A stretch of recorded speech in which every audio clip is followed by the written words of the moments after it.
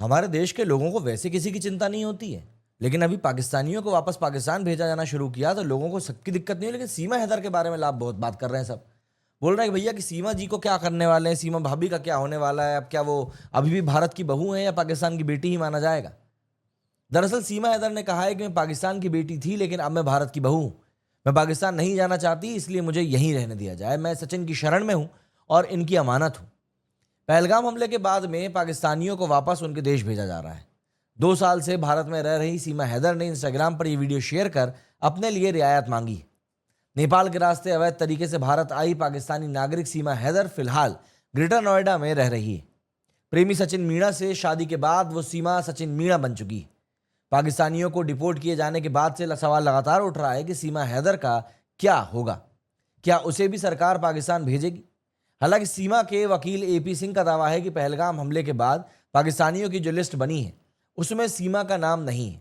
1.5 महीने पहले भारत में पैदा हुई सीमा की बेटी उसके लिए सुरक्षा कवच है। सोर्सेज की माने तो ये लिस्ट आखिरी नहीं है। लॉन्ग टर्म वीजा पर रह रहे लोगों की भी कैटेगरी बनेगी और फैसला लिया जाएगा कि कौन यहां रहेगा और कौन वापस जाएगा। मीडिया ने एंटी टेरर स्क्वाड एटीएस के सोर्सेज से सीमा हैदर के केस का अपडेट भी लिया।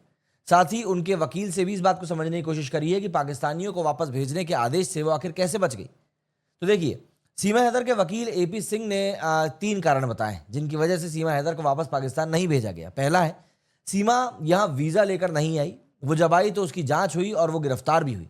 अब भी जांच चल रही है। उसके लिए सरकार और जांच एजेंसियों ने जो गाइडलाइन बनाई है वो उसका पालन कर रही है। इसलिए पहलगाम इंसिडेंट के बाद से बनी इस लिस्ट में वो शामिल नहीं की गई जिन्हें पाकिस्तान भेजा जाएगा। दूसरा कारण है, और मुझे लगता है सबसे अहम भी है, कि उसका परिवार जो है उसके लिए कवच बन गया है। उसके पति, ससुराल वाले सभी लोग भारतीय हैं। सबसे बड़ा कवच उसकी 5वीं संतान यानी कि 1.5 महीने पहले भारत में पैदा हुई उसकी बेटी है। हमारे कानून में सामान्य दशा में मां को बच्ची से अलग करने की प्रक्रिया नहीं है। वकील एपी सिंह का दावा है कि नेचुरलाइजेशन के नियम के आधार पर बच्ची जन्म के साथ भारतीय नागरिक है। हालांकि मीडिया इन सब बातों को लेकर कोई कंफर्मेशन नहीं दे पाया है।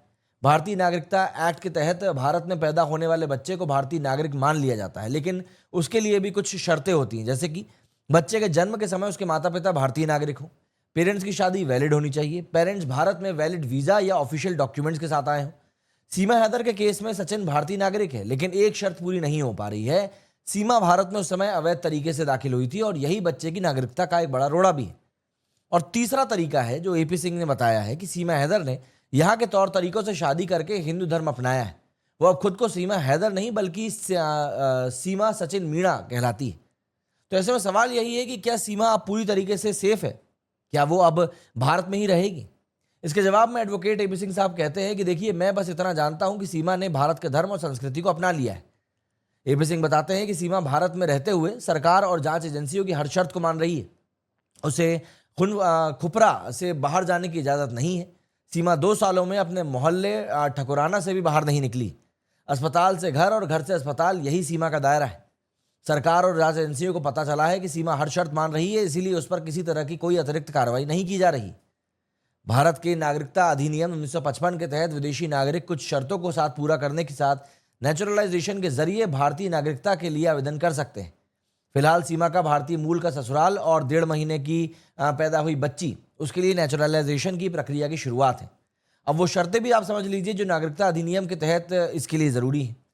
हालांकि आखिरी शर्त पर सीमा खरी नहीं उतरती है। बाकी कुछ शर्तों के मुताबिक सीमा की हिंदुस्तानी बेटी और उसका परिवार भविष्य में उसके लिए भारतीय नागरिकता पाने के लिए एक मजबूत जरिया बन सकता है। इस पूरी प्रक्रिया के लिए गृह मंत्रालय को आवेदन करना होता है और फैसला सरकार की मंजूरी से के अधीन होता है। सीमा के केस के अपडेट को लेकर एटीएस में जो बातें चल रही हैं उसमें एक बात सामने आई है कि सीमा के केस की जांच अब एटीएस के पास है। सीमा को अब तक जांच एजेंसी से क्लीन चिट भी नहीं मिली है क्योंकि पाकिस्तान ने उसके डॉक्यूमेंट्स पर वेरिफिकेशन नहीं किया है। हालांकि भारत की होम मिनिस्ट्री से कई बार रिमाइंडर भेजा जा चुका है, लेकिन पाकिस्तान का जवाब आ नहीं रहा है। नेपाल से वेरिफिकेशन हो चुका है। वेरिफिकेशन में अभी कितना वक्त और लगेगा, सोर्स ने बताया है कि भैया इसमें कोई समय सीमा नहीं है, क्योंकि वेरिफिकेशन दूसरे देश को करना होता है। पाकिस्तान वैसे भी ऐसे मामलों को लटकाता ही है क्योंकि वो तो है ही लटकुचन। फिर क्या, अब तक ये तय नहीं हुआ है कि सीमा ने शादी करने का जो मकसद बताया है वो उसी के लिए भारत आई है या फिर वो जासूस है। सोर्स बताते हैं कि जब तक जांच नहीं हो जाती तब तक उसे किसी एक ब्रैकेट में नहीं डाला जा सकता। जांच रिपोर्ट तभी बनेगी जब पाकिस्तान करेगा डॉक्यूमेंट्स का वेरिफिकेशन। पहलगाम इंसिडेंट के बाद में क्या सीमा को पाकिस्तान भेजना चाहिए या नहीं भेजना चाहिए, इसके जवाब पर सब जवाब देते हैं कि देखिए, इस बात पर चर्चा तो हुई थी, लेकिन सीमा उस दायरे में नहीं आती जिनके लिए सरकार ने आदेश जारी किया था। उसके सारे डॉक्यूमेंट्स हमारे पास हैं, उसकी हर एक एक्टिविटी पर हमारी नज़र है। वो सरकार और हमारी शर्तें मानकर यहाँ पर रह रही है। सीमा की बेटी अब हिंदुस्तानी है, तो ऐसे में क्या वो पूरी तरीके से सेफ जोन में है, यानी अब उसे भविष्य में भारतीय नागरिकता मिल जाएगी? इसके ऊपर बात सामने आती है कि भैया सिटीजनशिप देना या फिर ना देना, जिसका काम है, इस बात का जवाब तो वही लोग साफ दे पाएंगे। हालांकि बच्चे की नागरिकता से ज़्यादा अहम जांच रिपोर्ट होगी, उसमें जो भी कुछ सामने आएगा उसके आधार पर ही फैसला लिया जाएगा। अब देखते हैं सीमा भाभी के साथ आगे भविष्य में क्या होता है। मेरे स्टूडियो फिलहाल इतना ही। जय हिंद, जय भारत।